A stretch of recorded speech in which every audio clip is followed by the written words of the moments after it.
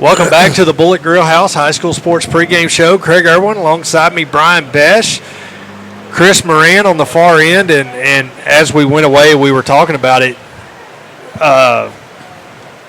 Brian, you didn't know I rode bulls? I didn't, and turns out, the guy sitting next to me is a bull riding extraordinaire, while we have a food extraordinaire to my left, and I'm sitting. And you're a sports rider extraordinaire.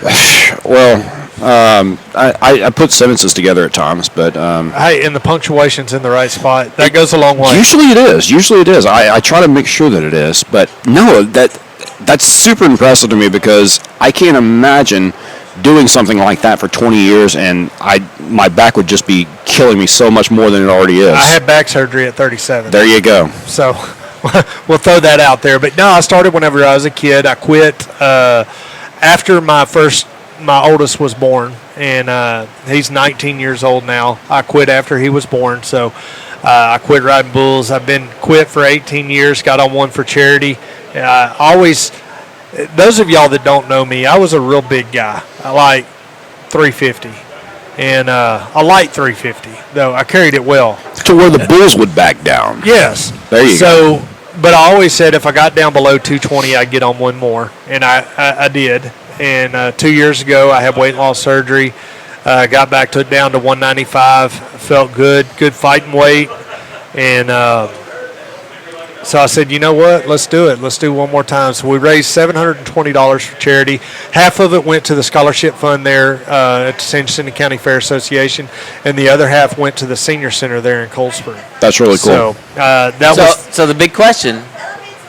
Next year, I'm done. You're done. You're not going to come back out of retirement again. No, I'm not. I told the wife that I was one and done. I was going to retire and be officially retired. And now Craig did say that he stayed on for 5 seconds. I think we counted maybe 3.5, but he'll tell you 5 seconds. But 4.5, 5. It's 3.5 seconds longer than I would have. Dude, it was a lot of fun. I enjoyed it. We enjoyed it. We packed the stands, which is what it was about. Correct. Put a lot of seats a lot of butts in the seats, and there at the San Jacinto County Fair. So we'll figure out something to do this next year to raise some money for charity. Maybe you can go to mutton busting. You could ride a. I got Case, my 2-year-old. He's getting fired up. He's ready. He walks around the house talking about riding bulls. So. Or maybe they could just set you on fire. That's just as safe. Really and truly it is, and there's a lot of sand I could roll in there in the arena. Let's talk about Cold Spring since we're in San Jacinto County. Cold Spring on the road this last week in Week 6 at Crockett, and Cold Spring moves to 2-0 in district as they defeat the Crockett Bulldogs. But, Brian, as I talked to you about, 42-30 was the final there, and Crockett was in that game the entire way. Mm-hmm. But 7 drop passes for the Crockett Bulldogs. Yeah. And that's a huge factor in that game. And the secondary for the Cold Spring Trojans absolutely was not what they needed to be. And I think, if I remember right, you gave a lot of credit to that Crockett quarterback. No, and Collins was his last name, Jaden Collins. Dude, the kid, he's a senior, a lot of poise. He's been coached, very smart, very good with his legs, throws a really good ball. I'm telling you, 7 drop balls that hit receivers in the hands. And right in line with what we said. There's plenty of talent walking those hallways at Crockett High School. They got to get it all out there on the field. No, they do. They have to get it out there on the field, and they just weren't able to. There were some sportsmanlike penalties against the Bulldogs that cost them some key players. There's a lot going on over there in Crockett, and I feel like that time will get it all put back together. Yeah. I will say this. The Cold Spring Trojans look best out of the slot T versus the double wing this last week, and I'm hoping this coming week against Woodville that we see more of the slot T than we do the double wing. It just gives a little bit more room, gives that offensive line an opportunity, which and I've talked about it week in and week out about the offensive line for the Cold Spring Trojans. They're weak. Yeah. They're not what we've had last year and the years prior. They're not what they used to be. They're young.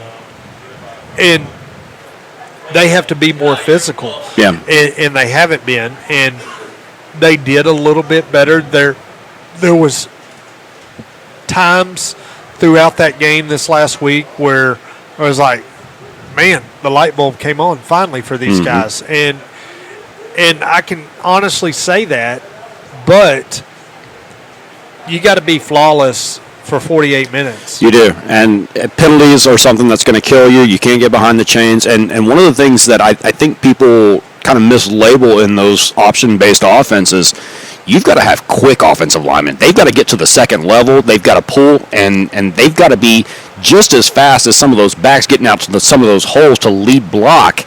And it takes a lot to gel an offensive line up front in order to run something as complex as that is. No, you're 100% correct. And this last week, like I said, I seen some big bright spots for the Trojans offensively, able to run the ball. KJ Harden in the backfield did a phenomenal job in between the tackles and outside of the tackles. Tiger Parker as well did a great job running the ball. Both of them had some big runs. KJ, I think, had more yards rushing on the night than what Tiger did. But they both executed, and we controlled the ball. We didn't turn the ball over. Yeah. You go back and you look at the game we lost to against Corrigan. Turnovers were the factor in that for the Trojans. And we secured the rock all night long. And like I say, Crockett was in that game all the way down until the final 2 minutes. Cold Spring ended up getting the ball back and able to score again. And that was the deciding factor. Yeah. And kind of locked it in for the Cold Spring Trojans with the big win over the Crockett Bulldogs. The coolest thing of the night, the Ring of Honor that they do each and every year, homecoming night for the Crockett Bulldogs. The namesake of the stadium, Monty Jack Driscoll, was inducted into the Ring of Honor, and him and 5 others. Yeah. That was the highlight of the night for me. Being able to, and he sits up in the press box every night, every home game. So getting to visit with him each and every year that we go up there, that's probably my most favorite place to go call a football game. Yeah. And for that reason and that reason alone. But let's jump out down to District 12 to let's talk about the Corrigan Camden Bulldogs a Let's little do bit. it. 5-0. Yes. Coming in off of a bye week this week. They're going to be hosting Norman G. Peak out night for the Bulldogs. Homecoming night for the Bulldogs as well. So a lot of festivities going on. This home game, and then they have Jewett-Leon at home. Then they'll be on the road at West Hardin. Really big home game against Groveton. Some coaches over there at Norman G that Coach Ratliff's worked with plenty. So there's going to be some similarities to the offense that Norman G runs. It is a fantastic first district football game because there is some familiarity there. This is a game that Corrigan Camden should control early and throughout if they're on the projection that they think they're on. The district is not strong in the first half of the schedule. The way that it works out this year is Corrigan is going to be backloaded on that schedule to where games 9, games 10 are going to be the real tests. That doesn't mean they can take anybody lightly because these guys are going to have a target on their back. If Centerville doesn't win the district, Corrigan is expected to, and I don't know that Corrigan shouldn't be the favorites in this district because 2 teams played last year, Centerville and Corrigan. Corrigan comes out with an overtime victory with a team that was loaded with juniors the same way that this team is loaded with seniors this year. It is, like I say, it's a good way to start. It's a flip-flop. It's a good way to start from the bottom and then work your way to where at the very end there, the ultimate in the district and probably really preparing you for the playoffs and what to expect in that round 1 and on from there. So this is a team that has finally got it all together. They're healthy. They have all their players. They have multiple quarterbacks. They can throw 3 different quarterbacks at you and not blink an eye. There's players that can play all over the place. They'll move from quarterback to running back to wide receiver, maybe all in the same series if Coach Ratliff just gets a wild hair. But it's a deal to where you're going to have to stop Corrigan, and it's not the other way around, because these guys are going to probably dictate to you what happens, at least in those first 3 district games. And I'm looking forward to watching the scoreboard. I know Coach Ratliff is geared up to come back in and sit with us here in the coming weeks. But he'd do it every week if we let him. And I'm good with that. He is a great interview. He's fantastic. He's great interview. Very vast knowledge of all the schools in the area, the coaches in the area, and we're going to do. And loves talking about it. He's great. Yeah, he is. Let's talk about Groveton. They're out of District 12 2A. A loss to Lovelady, a win over Trinity, which is we don't talk about Trinity much there on our show, as they're down, and there's a lot of we talk about it a lot, but there's a lot of athletes there in Trinity that are walking the halls that should be there are. Field. There really are. Whenever I first came over to Polk County, we didn't have anyone covering Trinity County, and I'm going to jump back about a decade, but Trinity actually had it, right? But Trinity actually had it rolling pretty well. They made the playoffs that year, and they really had a good program going, and they had a window there for 2 or 3 years to where it was a solid football team. They were going to make the playoffs. They played well in district, and there's athletes all over the place. And I believe off of that team that I covered, there were 3 players that actually played college ball afterwards, which may not sound like a lot if you're just listening, but I mean, you take a 3A school like that, and a small 3A school at that, in the middle of Texas, and you've got a fringe playoff team, and for 3 players to come off of there and go play college ball, that's a big deal. That shows you that there's plenty of talent there. They just need to take advantage of what they've got, and I'm sure once that program gets established and your coaches have exactly what they want on the football field, it's going to get better over there. It's just not happening right now. And they've done a lot over there at Trinity. If you go look at their facilities, there's plenty of upgrades. What they've done with the field, they have turf there now, new field house coming in and all that good stuff. A lot of construction going on around the district and with improvements. So sky's the limit for the Trinity Tigers. Moving over to the co-pilot, they're out of District 12 2A, Centerville. You go and you look at their record. They're 3-2 overall. They beat Buffalo. They lose to Crawford. They beat Teague. They lose to Mart. Storied program over there. And one of the things I love about driving up in Deep East Texas is you run through these storied program towns like Mart. A 2021 loss there. Can't take anything away from the Centerville Tigers. And if I was to go pull up the rankings out of 2A, 3A, you're going to see Mart at the top of the list. And it's one of the things that I didn't discuss whenever we were talking about Corrigan, but in the same way, Centerville played a very, very tough prepare themselves for district. Corrigan played all 3As. The way they scheduled, they played every single one of them were 3A schools. It was like they were still a 3A from last year. So and that's done on purpose. That's not the only ones that were available to them. They did it on purpose, and I know Centerville did the same.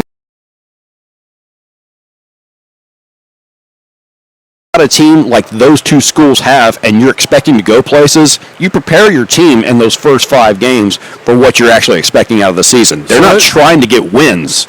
They're trying to get experience. So let's talk about 2A Division I. Over there at Dave Campbell's. Timpson, 6-0 on the season. Beat St. Augustine 55-6 this last week. Holly Bearcats, 5-0. Crawford Pirates 5-0, Shiner Comanches 5-1, Refugio Bobcats 5-1, Coleman Blue Cats 5-1, Stratford Elks 5-0, Cisco Lobos 5-1 in the 8th spot, Tolar Rattlers 5-0 in the 9, and then Centerville 3-2 in the 10 spot. And I know a few of those have some incredible athletes. Shiner, for one, I know they've got a kid that's committed to Texas A&M right now. So you jump over to the 2A Division II. Who's sitting in the number 1 spot? A game you lost to, Centerville loses to by one point. Yeah. Is the Mart Panthers 6-0. So there's a lot to that. Yeah. You know what I mean? And looking at their schedule, and I'm really looking forward to how this season for the Corrigan Camden Bulldogs progresses. Another thing I'm looking forward to is when we get done with segment 3, what we're going to eat at Bullet Grill House tonight. For sure. Well, we've been sitting here. Brian's been looking at the menu the whole show. Like for 30 minutes before we got started. Every commercial break. But you know what? One thing we never talk about, I'm looking at the menu, our lunch. Lunch at Bullet Grill House. We have over 10 options for $8 every weekday, Monday through Friday, 11 to 3. And we also have a punch card. So even though we got great deals, you come in and get an $8 lunch. You buy 9 of those, you get the 10th one free. So, and I'm going to comment on this. I work in Houston all the time, like 6 days a week, 5 days a week. I can't go eat anywhere for less than $15. Very true. I mean, really and truly, unless it's fast food, you cannot go sit down anywhere in Houston. You can't even go to Luby's and be less than $15. And I love some Luby's. But the last time I went to Luby's, it was $19.42, and I said, I'm done. I'm not going back. And I don't want to say it's highway robbery because I know food costs has absolutely went up for the business owners. But I just $20 doesn't seem like cafeteria food. No, exactly. So my point in what I was just saying is being able to come and order something for $8 and get a good meal, tasty meal, seasoned right, tastes really good, get you a drink. There's nobody says you can't have an adult beverage when you're on your lunch hour. I'm just throwing that out there because that is your time, not the company time. Come to Bullet Grill House and try it out. Yeah, it's a great lunch. Come out and see us. You're listening to the High School Sports Pregame Show here at the Bullet Grill House. We're going to take a break. We'll be back right after this.